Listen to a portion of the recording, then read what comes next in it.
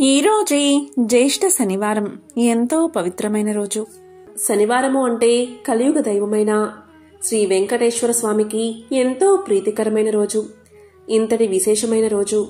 ఈ కథను వింటే చాలు శనిదోషాలు తొలగిపోతాయి, మహాపుణ్యం కలుగుతుంది. మరి ఆ కథ ఏంటో ఇప్పుడు ఈ వీడియోలో తెలుసుకుందాం.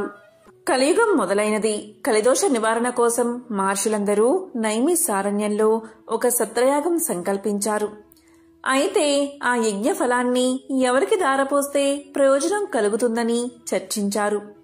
వారిలో భృగు మహర్షి యజ్ఞ ఫలానికి త్రిమూర్తులైన బ్రహ్మ విష్ణు శంకరులలో ఎవరు తగినవారో నేను పరీక్షించి వస్తా అన్నాడు.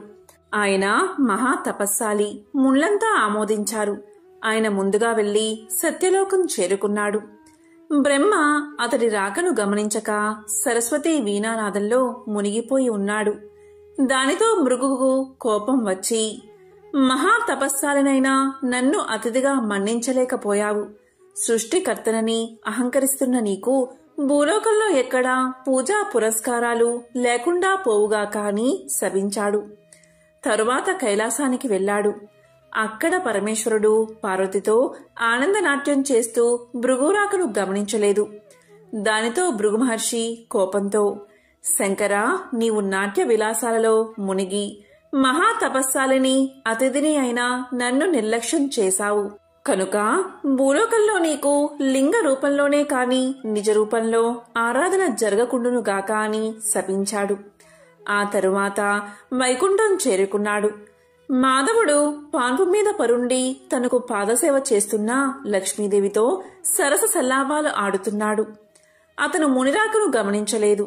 అప్పుడు భృగువు వెళ్లి ఇలా పలికాడు, అతిథిగా వచ్చిన నన్ను అవమానిస్తావా అంటూ విష్ణుమూర్తి గుండెల మీద తన్నాడు భృగువు. అంతే, ఒక్కసారిగా లోకాలన్నీ కంపించాయి.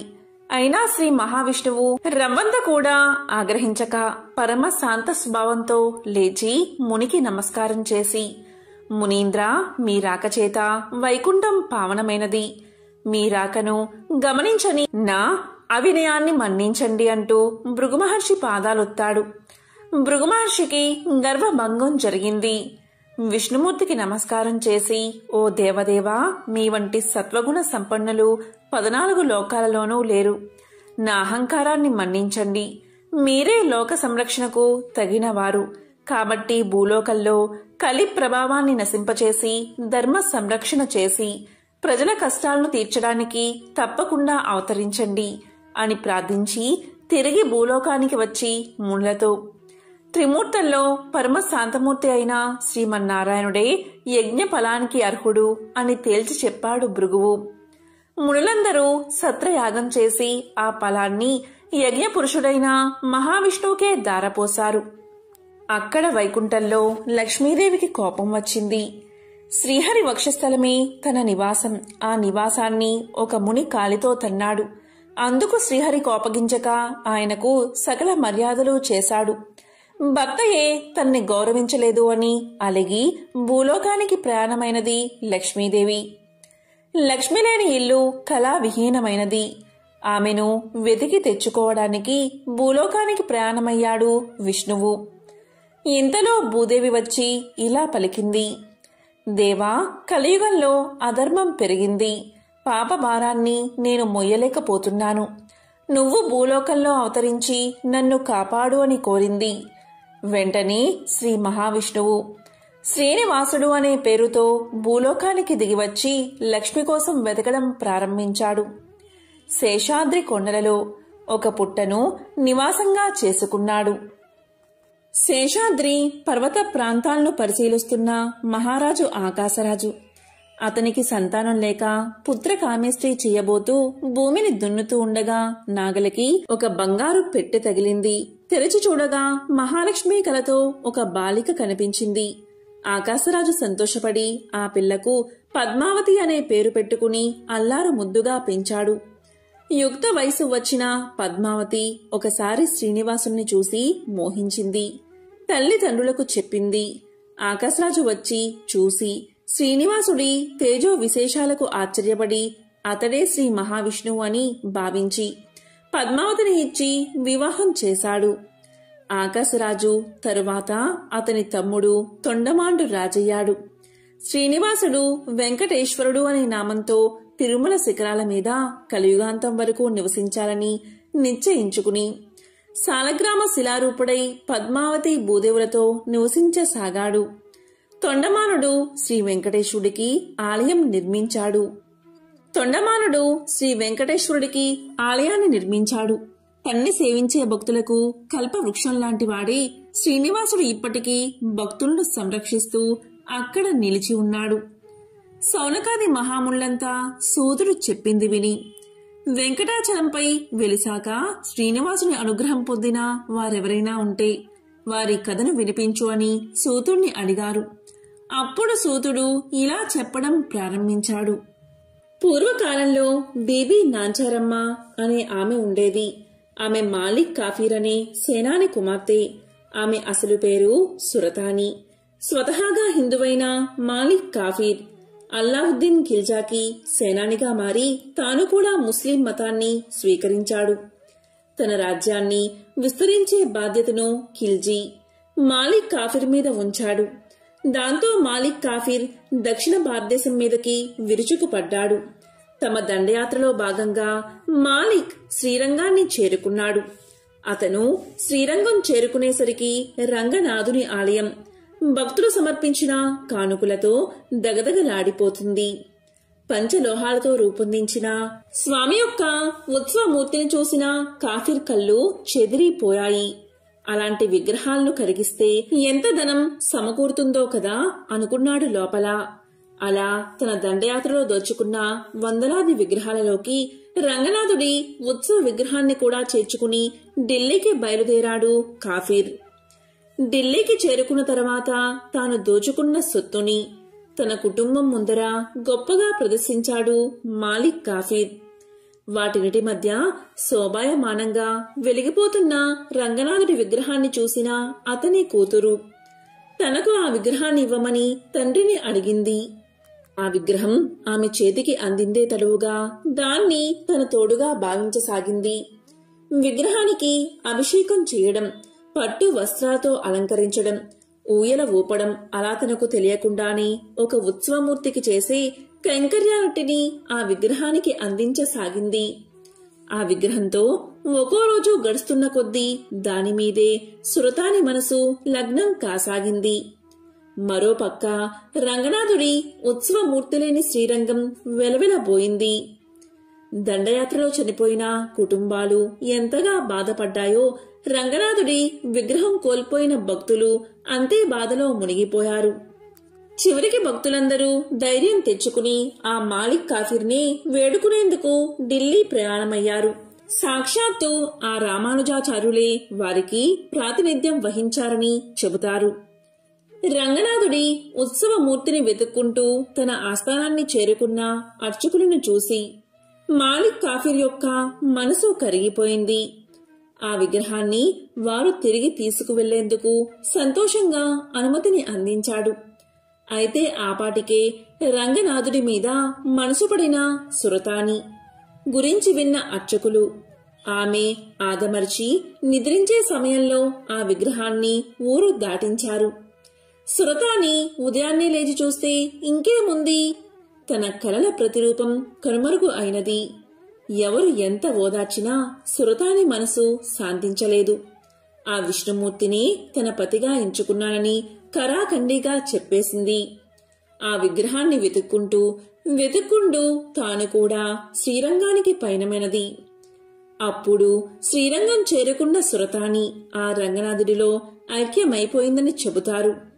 ఇప్పటికీ శ్రీరంగంలో ఆమె నిలువెత్తు రూపాన్ని చూడవచ్చు. ఇదే బీబీ నాంచారమ్మ కథ. స్వామికి సంబంధించిన ఒక విశేషమైన దివ్య చరిత్రాన్ని ఇప్పుడు తెలుసుకుందాం. పూర్వం ఒకసారి సనక సనందనాది మహర్షులందరూ వైకుంఠంలోని శ్రీమన్నారాయణుని దర్శనం చేసుకున్నారు. ఆయన్ని అనేక విధాలుగా స్తుతించిన తరువాత తాము వచ్చిన పనిని తెలియచేశారు. వారు ఈ విధంగా పలికారు: కలియుగంలో ధర్మం ఒంటి పాదంలో నడుస్తుంది.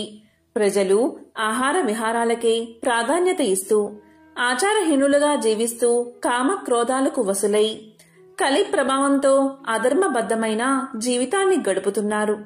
అందువల్ల ప్రజల్ని చక్కదిద్ది ధర్మాన్ని ఉద్ధరించే ఉపాయం సెలవు ఇవ్వమని మహర్షులు శ్రీ మహావిష్ణువును అర్థించారు. అప్పుడు శ్రీ మహావిష్ణువు ఈ విధంగా చెప్పడం ఆరంభించాడు. అధర్మం ప్రబలినప్పుడు స్వయంగా యుగయుగమునందున అవసరాలకు అనుగుణంగా వివిధ అవతారాలు ధరించాను. కానీ కలియుగం పాప భూయిష్టమై అధర్మం ప్రబలనిది. కలియుగంలో మొదటిగా తిరుమల వైకుంఠంలో ప్రత్యక్షంగా, తరువాత లక్ష్మీ క్రీడా స్థానమై మానవుల యొక్క ఘోర సంసార బాధలను సాగరమున నౌకవలే దర్చేచున్నది అయిన దక్షిణ గంగగా పేరుగాంచిన గౌతమి గోదావరి తీరమున ఒక పురమనడి అంటే వాడపల్లి పురమందు అవతరించి భక్తులను ఉద్ధరిస్తాను అని పలికాడు మహావిష్ణువు.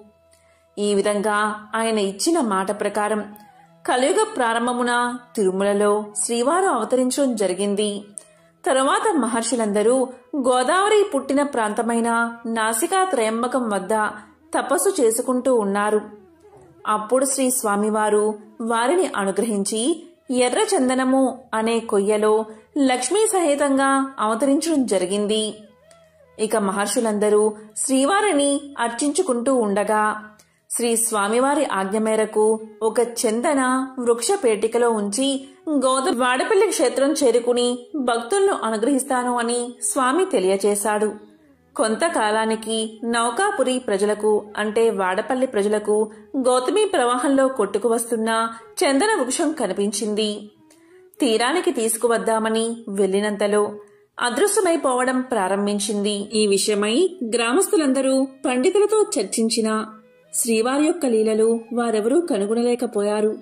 తిరిగి శ్రీవారే భక్తుడైన వృద్ధ బ్రాహ్మణుడుకు కల్లో కనిపించి, కలి కల్మషం వల్ల మీరు నన్ను కనుగొనలేకపోతున్నారు కనుక పురజనులందరూ వేకువనే గౌతమి స్నానంతో పవిత్రులై మంగళ వాయిద్యాలతో నౌకలో నదీ గర్భంలోకి వెళితే కృష్ణగరుడ వాలిన చోట నేనున్న చందనపేటిక దొరుకుతుందని చెబుతారు.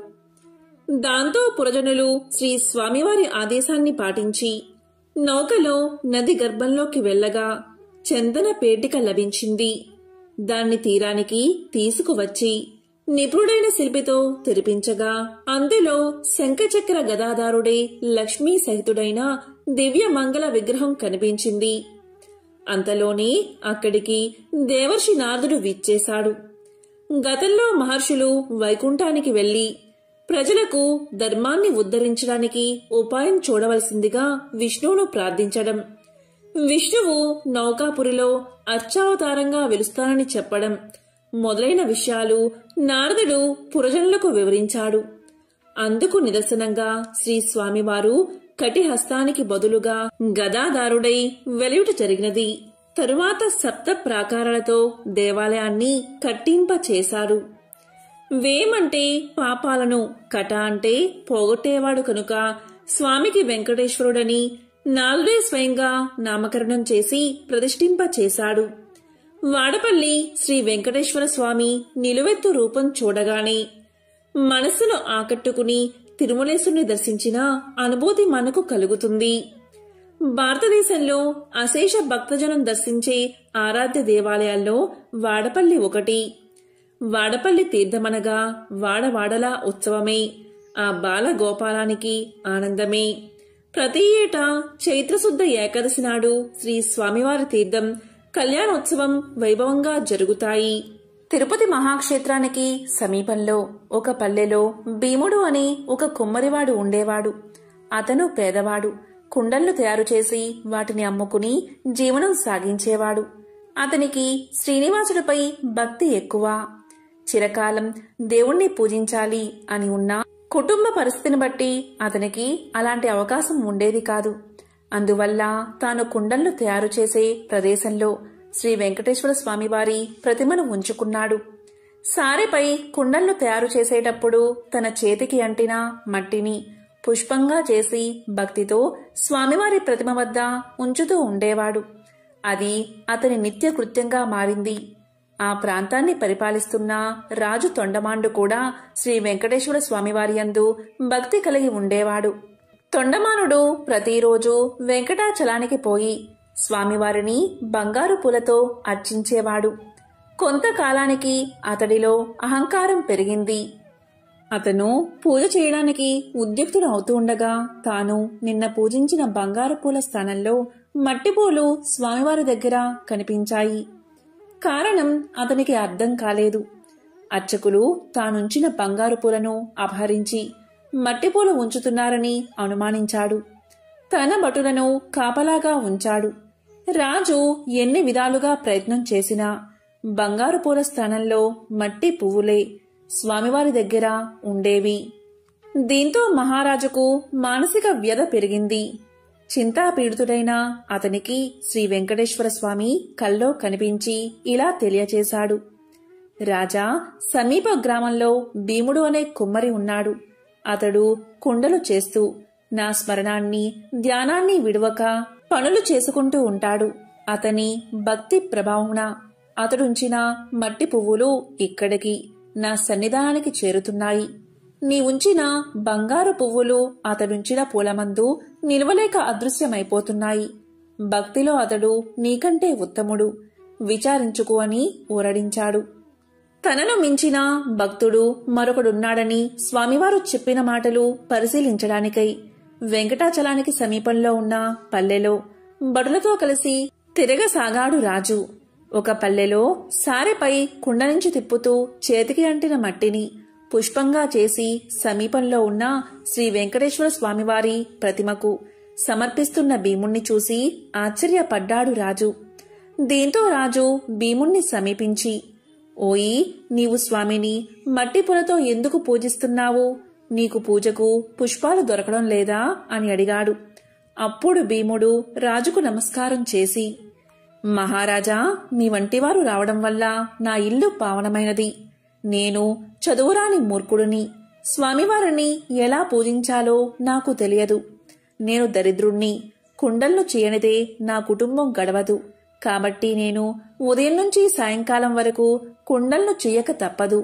అందువల్ల చేతికి అంటిన మట్టిని పుష్పంగా చేసి ఇలా స్వామివారికి సమర్పించుకుంటున్నాను అని వివరించాడు. దీంతో కుమ్మరివాడి మాటలు విన్న రాజు మిక్కిలి ఆశ్చర్యపడ్డాడు. కుమ్మరివాడి భక్తికి మెచ్చి అతనికి నమస్కారం చేసి తన రాజ్యానికి వెళ్లిపోయాడు. ఆ తరువాత కొంతకాలానికి భీముడు సశరీరంగా వైకుంఠానికి చేరుకున్నాడు. శ్రీ వెంకటేశ్వర స్వామి భీముడి భక్తికి మెచ్చి, ఇక నుండి నా ఉదయం ప్రసాదం మట్టి పాత్రలోనే నివేదించాలని తొండమాను మహారాజుకు కల్లో కనిపించి చెప్పాడు. ఈనాటికి స్వామివారి సన్నిధిలో ఈ ఆచారాన్ని పాటిస్తూ ఓడు అనే ప్రసాదాన్ని మట్టి కుండలతోని నివేదన చేసి ఆరాధిస్తూ ఉన్నారు. ఇక తొండమానుడు శ్రద్ధాభక్తులతో శ్రీ వెంకటేశ్వర స్వామిని అర్చిస్తూ నిత్యోత్సవాలు, రథోత్సవాలు, సమారాధనలు మున్నగు వాటిని జరిపిస్తూ మరుజన్మలో విష్ణు లోకానికి చేరుకున్నాడు. ఒకసారి శనేశ్వరుడికి మానవులు ఎవరూ తన్ని భక్తితో సేవించడం లేదని, భయంతో మాత్రమే పూజిస్తున్నారనే విచారం కలిగింది. అప్పుడు శనేశ్వరుడు శ్రీ వెంకటేశ్వరుడికి తపస్సు చేయగా ఆయన సాక్షాత్కరించారు. అప్పుడు శనేశ్వరుడు ఇలా పలికాడు, స్వామి, నా పేరు వింటేనే ప్రజలు భయపడిపోతున్నారు. ఆ భయం పోవడానికి ఇక నుంచి నాకు ప్రీతైన శనివారం నాడు నన్ను ధ్యానించి ఆరాధించి ఆ పైన నిన్ను పూజించిన వారికి సర్వదేవతల్లో పూజించిన ఫలం ఆ ఒక్క రోజులోనే రావాలి అని కోరాడు. అందుకు స్వామివారు చిరునవ్వు నవ్వి, నీ కోరిక సమంజసంగానే ఉంది. అసలు నీకు నాకు భేదమేముంది? 6 వారాలు దాటాక 7వ వారము అంటే ఇష్టపడతావు. నేను 6 కొండలు దాటాక 7వ కొండ మీద ఉంటాను. నువ్వు నీలవర్ణుడివి, నేను ఆ నీలవర్ణుడిని. నువ్వు సప్తమ గ్రహానివి, నేను సప్త గిరీషుడిని. సామాన్య మానవులకు ఈ విశేష విషయాలు తెలియక నువ్వంటే భయపడుతున్నారు. నిన్ను నన్ను వేరుగా చూస్తున్నారు. నువ్వు కోరిన వరాన్ని అనుగ్రహిస్తున్నాను. ఏ భక్తులు 7 శనివారాల పాటు నిన్ను ముందు పూజించి ఆ తరువాత నన్ను పూజిస్తూ సప్త శనివార మహావ్రతంగా ఆచరిస్తారు, వారు సమస్త శనిదోషాల నుంచి విముక్తులై సౌఖ్యాన్ని పొందుతారు. ఆయురారోగ్యాది సకల శ్రేయస్సులను పొందుతారు. ఇందులో సందేహం ఏదీ లేదు అంటూ వరాన్ని ప్రసాదించాడు శ్రీనివాసుడు. సౌనకాది మహామునులంతా సూతుడు చెప్పింది విని చాలా ఆనందించి ఈ సప్త శనివార వ్రతాన్ని ఆచరించి శ్రీనివాసుడి అనుగ్రహం పొందిన వారింకెవరైనా ఉన్నారా, ఆ కథలను వినిపించండి అని కోరారు. అప్పుడు సూతుడు ఇలా చెప్పడం ప్రారంభించాడు. పూర్వకాలం కాంచీపురంలో దేవదత్తుడు అని బ్రాహ్మణుడు ఉండేవాడు. అతను వేదాంగ పారంగతుడు. అతని భార్య మాలిని. వారిద్దరూ అతిథుల్ని ఆరాధిస్తూ గృహస్థ ధర్మాలను పాటిస్తూ ఉండేవారు. వారికి శ్రీ వెంకటేశ్వర స్వామి ఇలవేలుపు. ఒకనాడు వారింటికి కాశీయాత్ర చేసి వచ్చిన ఒక బ్రాహ్మణోత్తముడు వచ్చాడు. ఆ దేవదత్త దంపతులు ఆయన్ని సాక్షాత్తు వెంకటేశ్వర స్వామిగా భావించి అతిథి మర్యాదలు చేశారు. భోజనం తర్వాత ఆ బ్రాహ్మణుడు వారి జాతకాలు పరిశీలించి ఇలా పలికాడు.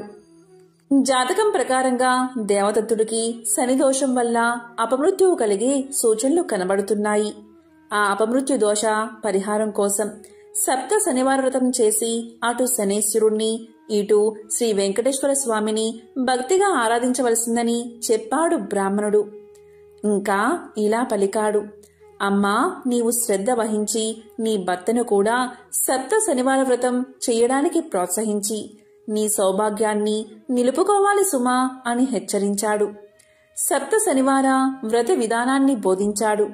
దాంతో దేవదత్తుడు ఆ శనివారం బ్రాహ్మీ ముహూర్తంలోనే లేచి స్నాన ధ్యానాదులు నిర్వర్తించి ఇంటిలో ఈశాన్య భాగంలో పూజాపీఠం పెట్టి మండపం వేసి వెంకటేశ్వర స్వామి యొక్క చిత్రపటం పెట్టి నైవేద్యానికి కొబ్బరికాయలు, అరటిపళ్ళు, నల్ల ద్రాక్ష పళ్ళు, 7 చిమ్మిలి ఉండలు సిద్ధం చేసుకుని ఉదయం పూజ చేసి ఒక బ్రాహ్మణుణ్ణి పిలిచి ఆయనకు భోజనం పెట్టి ఆ పైన వారు భోజనం చేసి మొదటి రోజు వ్రతం యథావిధిగా నిర్వర్తించారు.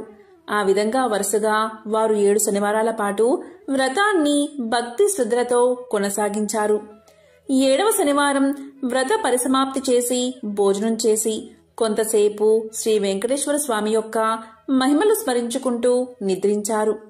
ఆ దంపతుల భక్తి శ్రద్ధలకు, పూజా విశేషాలకు ప్రసన్నుడై శ్రీ వెంకటేశ్వర స్వామి మాలినీదేవికి స్వప్నంలో సాక్షాత్కరించి, ఓ పరమసాధ్వి, మీ దంపతులిద్దరూ శ్రద్ధా భక్తులతో చేసిన సప్త శనివార వ్రతానికి నాకు చాలా సంతోషం కలిగింది.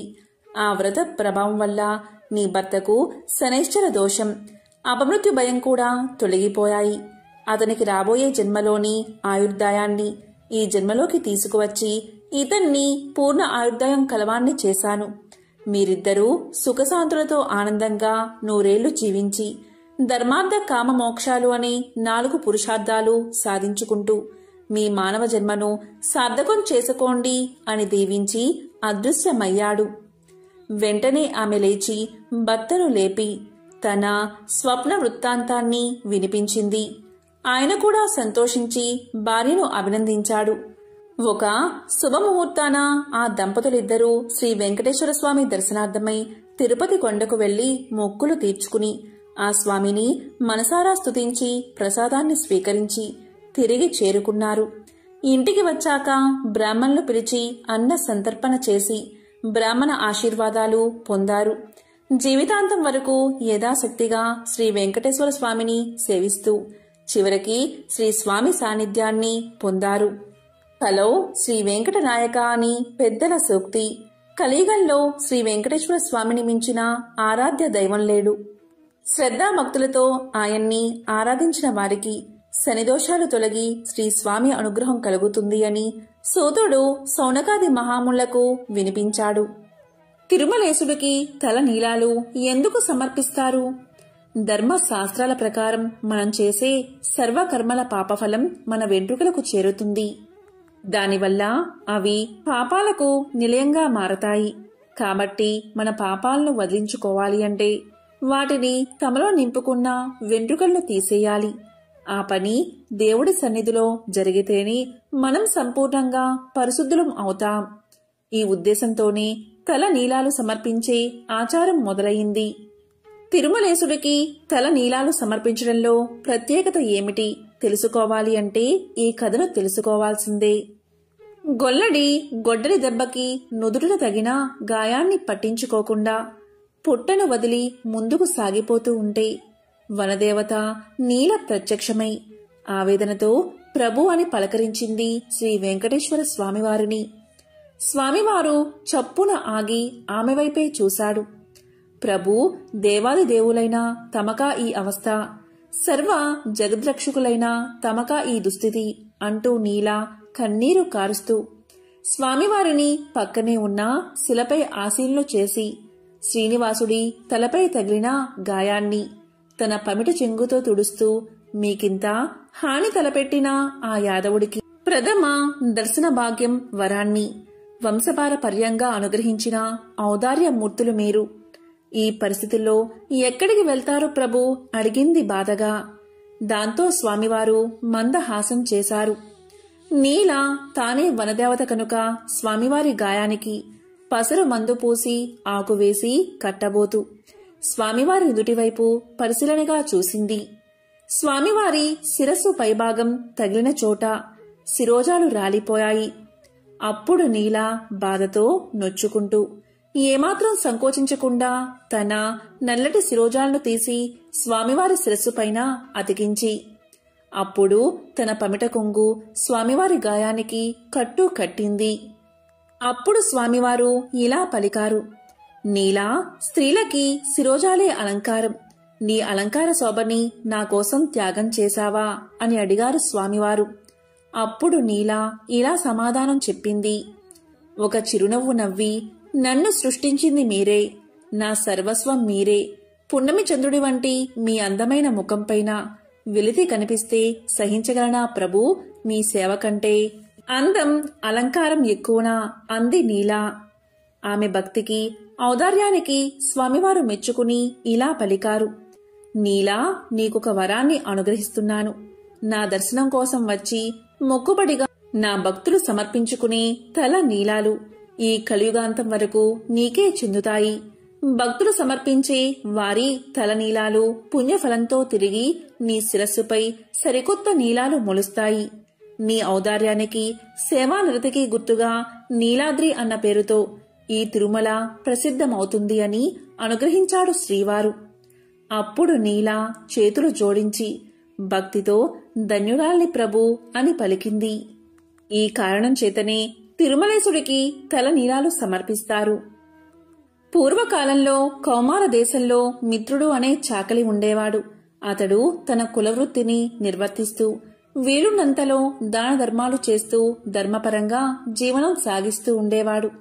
కాని అతడి దిగులంతా అతనికి ఉన్న అవిటితనమే. కాలు ఔటిది కావడం చేత ఉతికిన బట్టలను మూటలు కట్టి ఇంటింటికి తిరిగి ఇవ్వడం చాలా కష్టంగా ఉండేది. దానికి తోడు గంపెడు సంసారం. కష్టపడకపోతే పూట గడవదు. ఎల్లప్పుడూ ఆ శ్రీనివాసుణ్ణి ప్రార్థిస్తూ ఉండేవాడు. ఏదో ఒక రోజున ఆ స్వామి తన్ను కరుణిస్తాడన్న నమ్మకంతో జీవనం సాగిస్తూ ఉండేవాడు.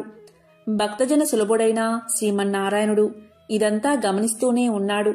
ఎవరికైనా వారి పూర్వజన్మ కర్మ నివృత్తి అయ్యే సమయానికి శ్రీనివాసుడే ఏదో రూపంలో వచ్చి తన భక్తులను తప్పక ఆదుకుంటాడు. ఒకరోజు సాయంకాలం నాడు రోజులాగే మిత్రుడు చాకిరేవి నుంచి బట్టలు మూట పట్టణానికి రొప్పుతూ తిరిగి వస్తున్నాడు. ఇంతలో మార్గమధ్యలో వాడికి ఒక ముసలి బ్రాహ్మణుడు తారసిల్లాడు. సహజంగా భక్తి శ్రద్ధలు కలవాడు అవడం చేత మిత్రుడు భుజం మీద మూటను కింద పెట్టి ఆ బ్రాహ్మణుడికి నమస్కారం చేశాడు. అంతటా ఆ విప్రోత్తముడు ఇలా పలికాడు, నాయనా, ఈ అవటి కాలితో ఎంతో బాధపడుతున్నావు. నీ బాధ చూడ్డానికే నాకు కష్టంగా ఉంది. నువ్వెంత కష్టపడుతున్నావో కదా అని అన్నాడు.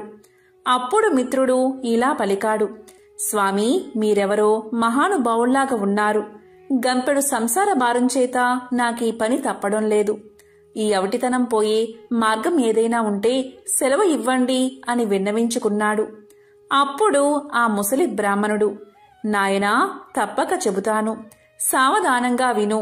నీ అవటితనం పోవడమే కాదు, నీకు అష్టైశ్వర్యాలు కలిగే వ్రతం ఒకటి చెబుతాను. ఈ వ్రతాన్ని ఆచరించిన మరుక్షణమే నీకు 1000 వరహాలు లభిస్తాయి. అయితే ఒక షరతు, అందులో సగం నాకు సమర్పించాలి. రేపు మళ్ళీ ఇదే సమయానికి ఇక్కడికి వస్తాను అని చెప్పాడు. అప్పుడు మిత్రుడు ఇలా పలికాడు, స్వామి, ఇంతకు మించిన మహాభాగ్యం నాకు ఏముంటుంది? ఆ వ్రతమేదో ఈరోజే ఆచరిస్తాను, సెలవు ఇవ్వండి అని ప్రార్థించగా ఆ బ్రాహ్మణుడు శ్రీ వెంకటేశ్వర వ్రతకల్పాన్ని వివరంగా చెప్పాడు. దీంతో మిత్రుడు రెట్టించిన ఉత్సాహంతో ఇంటికి వచ్చి ఈ విషయమంతా భార్యకు చెప్పి ఇరుగు పొరుగుల వారిని ఆహ్వానించి శ్రీ వెంకటేశ్వర వ్రతాన్ని ఆచరించి తీర్థప్రసాదాలు తాను స్వీకరించి వచ్చిన వారందరికీ పంచాడు. ఇంతలో ఇంటి బయట ఏదో కోలాహలం వినబడింది. మిత్రుడి కుమారుడు బయట నుంచి ఇంట్లోకి పరుగు పరుగున వచ్చి, అయ్యా, రాజభటులు నీకోసం వచ్చారు. రాజుగారు నీకు కట్న కానుకలు పంపించారట అని పలికాడు. ఇంతలో రాజభటులు వచ్చి మిత్రుణ్ణి రాజుగారి ఆస్థానంలో చాకలిగా నియమించారని 1000 వరహాలు బహుమానంగా పంపారని చెప్పి మిత్రుడి చేతిలో 1000 వరహాల మూట పెట్టారు. 1 వారం లోపల వచ్చి రాజుగారి కొలువులో చేరవలసిందని చెప్పారు. దీంతో మిత్రుడి ఆనందానికి అవధుల్లేవు. వారం దాకా ఎందుకు, రేపే వెళ్ళాలి అని మూటాముళ్లే సర్దుకుని మరుసటి రోజు తెల్లవారుజామునే ప్రయాణమయ్యాడు.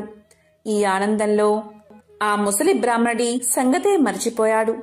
దారి మధ్యలో గుర్తుకు రాగా 1 నెల తర్వాత కలవవచ్చులే అనుకున్నాడు.